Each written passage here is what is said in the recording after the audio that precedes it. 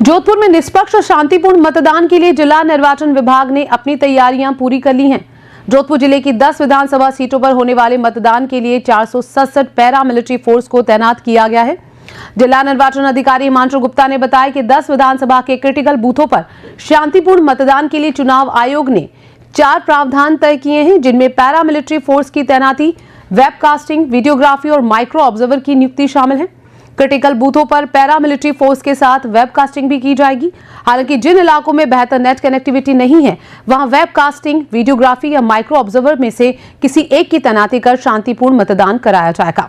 Critical बूथों की पहचान करने के लिए विभाग ने पुलिस के आला अधिकारियों के साथ ही अन्य अधिकारियों के साथ मिलकर उम्मीदवार, बूथ की पुरानी हिस्ट्री और अभी जो समीकरण बन रहे हैं उन पर ध्यान देते हुए ग्राउंड रिपोर्ट तैयार की थी।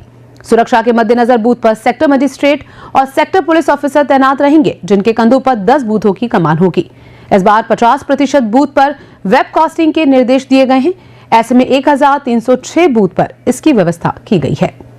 पैरामिलिट्री फोर्स जो है इस बार जोधपुर में हम लगभग 467 बूथों पे हाफ सेक्शन सीएपीएफ के दे पा रहे हैं, जो कि आज तक जोधपुर में कभी नहीं। संवेदनशील, अति संवेदनशील जो शब्द है उसको चेंज करके बीसीआई ने उसको क्रिटिकल कर दिया। क्रिटिकल बूथ्स में 4 प्रकार से हम व्यवस्थाएं करने के निर्देश हैं ईसीआई की ओर से। एक तो वेबकास्टिंग, एक माइक्रो ऑब्जर्वर लगाना, एक वीडियोग्राफर लगाना और एक, जैसे मैंने आपसे निवेदन करा, पैरामिलिट्री फोर्स लगाना।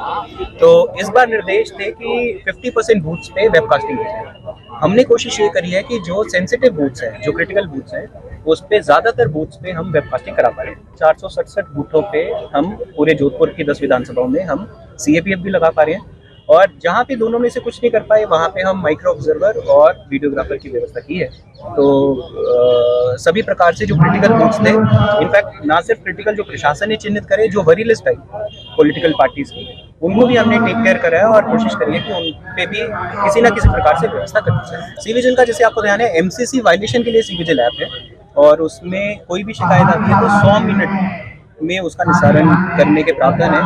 मुझे कहते हुए खुशी है कि हमारी जो सी विजिल की जो टीम है, उन्होंने बहुत ही मुस्तैदी, जिसमें हमारी फ्लाइंग स्क्वाड्स, एसएसटी सब शामिल हैं, बहुत ही मुस्तैदी से काम कर रहा है। और जो वास्तविक शिकायत थी, कई शिकायतें तो थी जो एमसीसी से रिलेटेड नहीं थी, उसके अलावा जो एमसीसी से रिलेटेड जो शिकायतें थी उनका हमने टाइमली निस्तारण। ईवीएम्स, जो रिजर्व ईवीएम्स है, उनको किस प्रकार से डिसेंट्रलाइज्ड हम रखें ताकि कहीं पे भी ईवीएम खराब होती है उसको हम रिप्लेस कर सकें।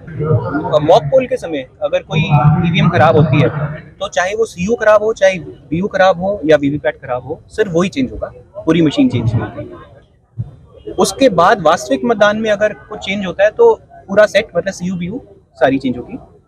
किसी भी समय, चाहे वो मॉक पोल हो, चाहे वास्तविक मतदान हो, एक्चुअल पोल हो, उसमें किसी भी समय अगर वीवीपैट खराब होती है तो सिर्फ वीवीपैट रिप्लेस होगी।